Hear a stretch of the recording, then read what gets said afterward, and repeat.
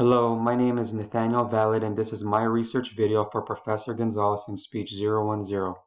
The research paper that I chose was the study of successful characteristics within a work culture at a hospital unit, produced by Andre Biate and Andres Volt, is known as What Characterizes the Work Culture at a Hospital Unit that Successfully Implements Change. The focus of this study was to illustrate key attributes that a successful unit displayed.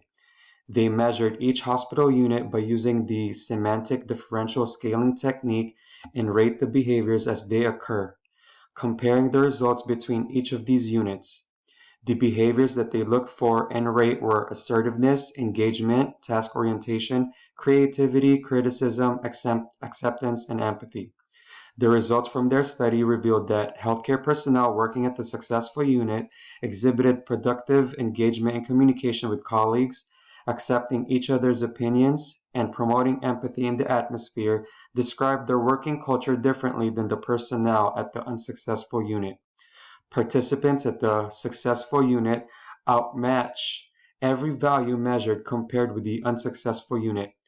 The result of this study shows that positive qualities in healthcare personnel influence a desirable work environment and produce satisfactory outcomes in completing work objectives.